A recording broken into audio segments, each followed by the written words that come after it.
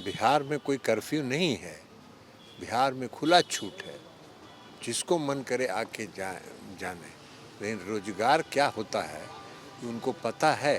पहले रोजगार के बारे में पता करें ना। बिहार में नीतीश कुमार जी के शासन काल में कितने लोगों को रोजगार हुआ है, पहले इसका भी तो डाटा एकत्रित करें। ये लोग को कोई जमीनी बात से कोई मतलब नहीं है। इन लोगों को मतलब है कुछ बोलते रहना है। वो संविधान लेके घूम रहे हैं, संविधान फैशन बन गया, संविधान लेके घूमना। अरे संविधान को का धज्जी उड़ाने वाले लोग संविधान की बात कर रहे हैं, जिन्होंने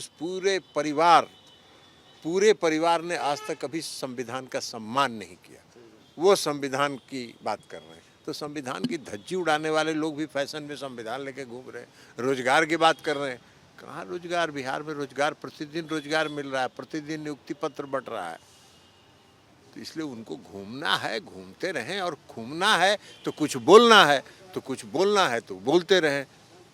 जनता यहाँ मन बनाए हुई है, उनके घूमने से कुछ नहीं होना है। महागठबंधन में आपसे तालमेल भी नहीं दिख रहा था, पिछली बार मुलाकात हुई थी, लेकिन अभी महागठबंधन का अपना मामला है, वो अपना मत फड़ौवल करते रहें।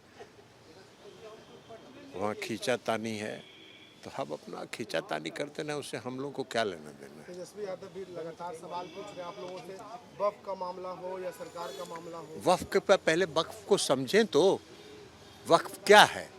वक्फ बिल में ये जो भ्रम फैला रहे हैं लोग वोट के लिए भ्रम फैलाने की जरूरत नहीं है। वक्फ में वक्फ को पहले बताए तो कि वक्फ क्या है। 2013 में जो इन्होंने संशोधन किया और उस संशोधन के माध्यम से जो पाप किया, मोदी जी की सरकार उसको धो रही है। वक्फ को पहले जाने। वक्फ है, वक्फ बोर्ड है। वक्फ क्या है? वक्फ जो है वो एक संस्था है जो मुसलमानों के हितों के लिए काम करती है। वक्फ बोर्ड जो है वक्फ सही काम कर रहा है नहीं, उस पर निगरानी रखने के लिए है। तो वक्फ में कहाँ कोई सरकार ने हस्तक्षेप किया? जो मुसलमानों के हक में काम करने वाली संस्था है वक्फ, उसमें कोई हस्तक्षेप सरकार करनी है आप करिए, लेकिन आम मुसलमानों के हक में काम करिए। कुछ लोगों की संगठित गिरोह में मत कीजिए। वक्फ की संपत्ति बढ़ रही है और वक्फ का आमदनी घट रहा है, ये कौन सा कानून है भाई? तो वक्फ बोर्ड में सरकार ने संशोधन किया है और वक्फ बोर्ड में ऐसा पारदर्शी बनाया है कि उस पर वक्फ का जो पैसा, एक एक पैसा जो वक्फ की आमदनी है वो सही आमदनी हो और देश के मुसलमानों के हक में, गरीबों के हक में खर्च हो। अब मुस्लिम महिला सशक्तिकरण की बात करिएगा, मुसलमान समाज की महिला को सशक्तिकरण नहीं करना है तो उनका प्रतिनिधित्व दिया गया, इसमें कौन सा आपत्ति है भाई आपको? वक्फ बाय यूजर का गृह मंत्री जी ने लोकसभा में बताया कि 1913 से 2013 तक 11,000 वक्फ बाय यूजर की संपत्ति थी और 2013 से 24 तक 11 वर्षों में इस संशोधन के बाद वक्फ की संपत्ति हो गई 39,000। ये कौन सा कानून है भाई कि जहां हाथ रख दिए वो वक्फ है?